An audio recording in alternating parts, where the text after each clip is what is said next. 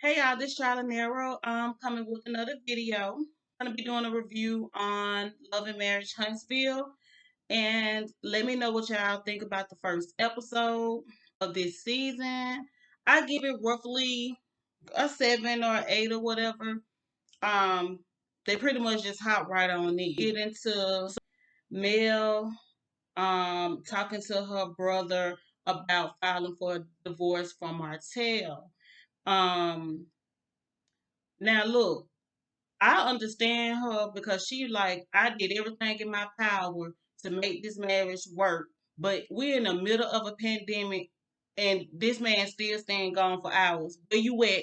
Cause ain't nothing open. So obviously you somewhere you ain't got no business, and you're not gonna keep on playing me stupid. So yes, I'm finna divorce you, but period. Like it's only so much a person can take. I mean, to death do us part, but not to death do us stupid. You know what I'm saying? Like, I feel her. I'm out the door. Let's file these papers, cause you ain't finna keep playing with me. So, she mentioned that she stayed for the kids because she didn't want them to be in broken homes and have to split their times.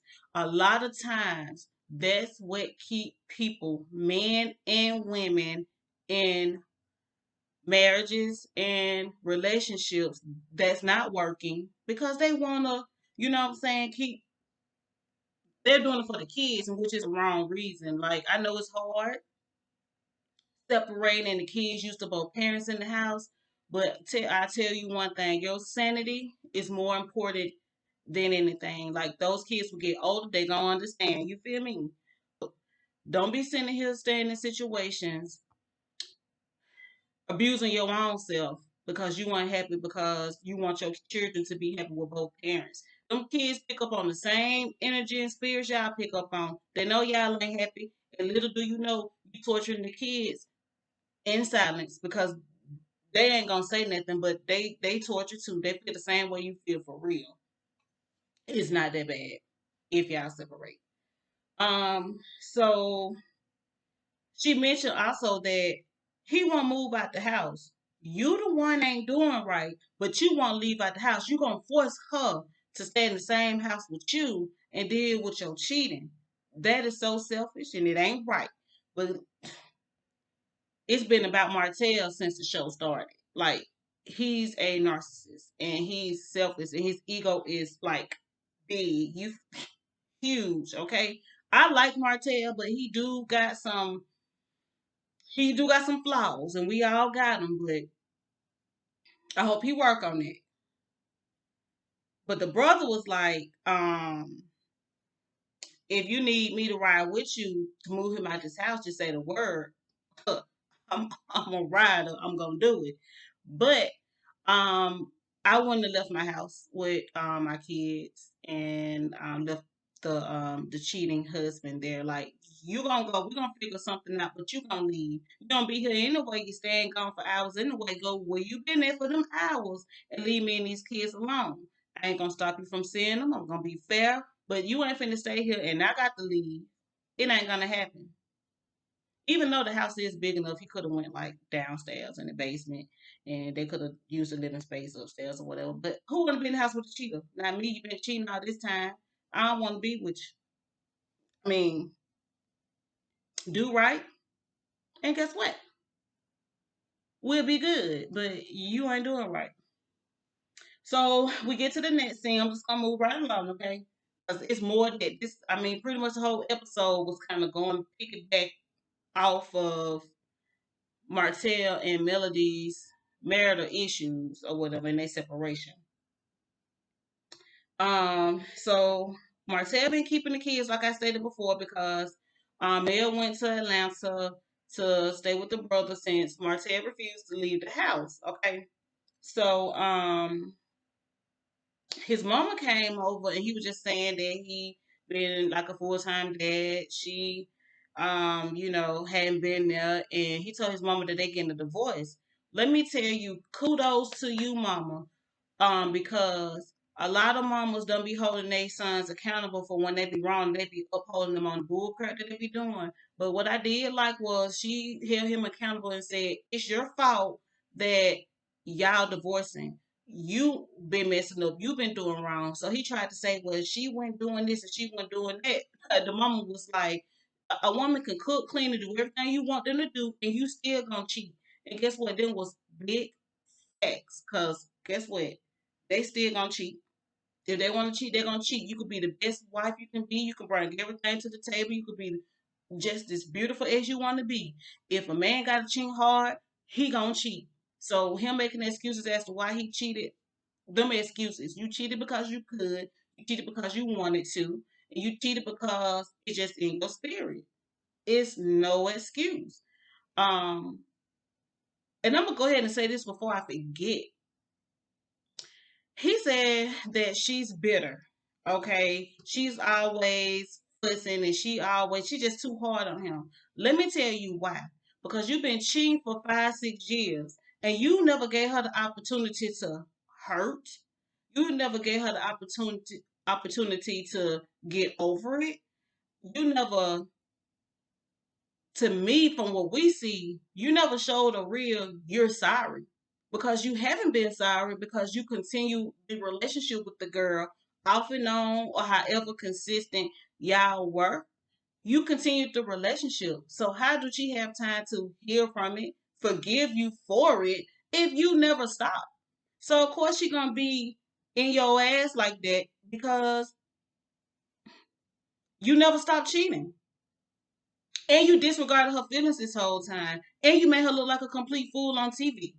Like, how do you expect her to feel if you never ever empathize, sympathize? You just never cared about her feelings in these situations. It's always been me, me, me, me, me. You never cared about how she felt about anything. So I feel like how she treats you is justifiable, because what she feel like is you're not really sorry, and you just want to keep me in this house with these kids and as your trophy wife, but do what you want to do with the side piece or pieces. It don't work like that. So how she feel is justified. Like, you complain about how she act and feel, but you ain't gave her no reasons to feel any different or to give you anything else. She tried, but you keep cheating. Like, it's almost like, leave me alone if you ain't gonna do right. Don't string me along. I don't care how long we've been married, because at this point, it's selfish and it's not fair. And so I feel her on it. Period. Okay. You don't get together, you got to go. What else he said to her? Um, that's when he was saying he couldn't take her mouth, but I had to go ahead earlier in this video and say how I felt about that. You can't take her mouth and she can't take you chin. Let's move on. You can't have your cake and eat it too. Um, this was a shocker for me.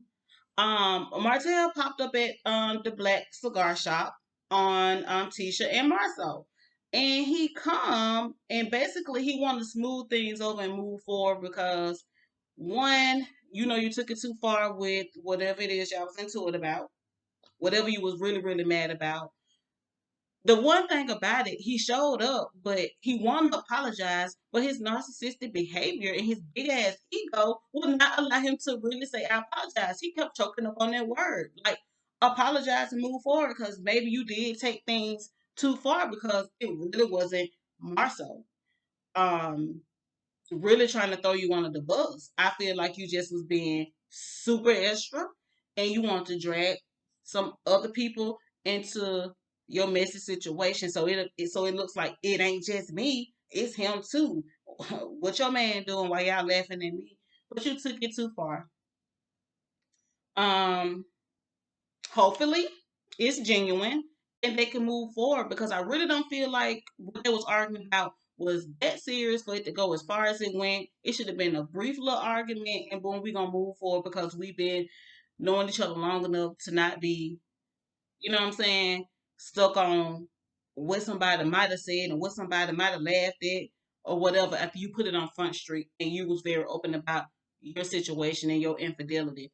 But I get it. It's a sensitive topic, and I wouldn't want my friend, laughing or talking about it with the cameras rolling and I can see, even though it's supposed to be real moments, like, I wouldn't want to see that either. So I get it, but it went at the same time. So Melody and Destiny. They at the scene at Destiny's house. Mel come back into town, so she finna go see her girlfriend or whatever. So when they get there, um,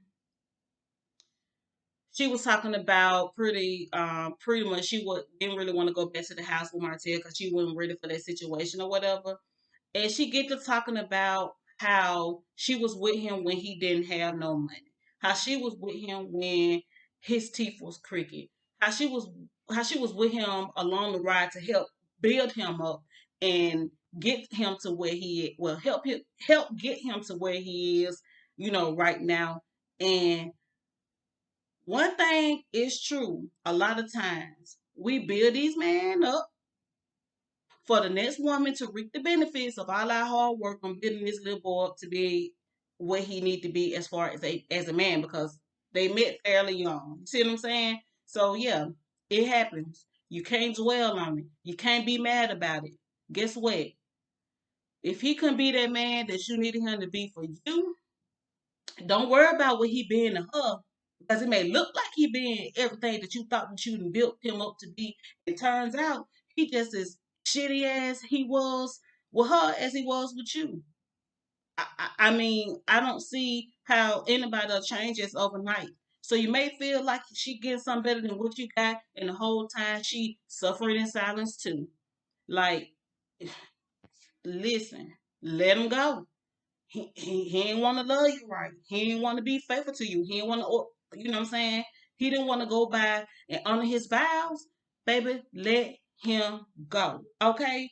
What's the next scene? Because it's a whole bunch of tots. Matter of fact, I can't even, the next scene is them.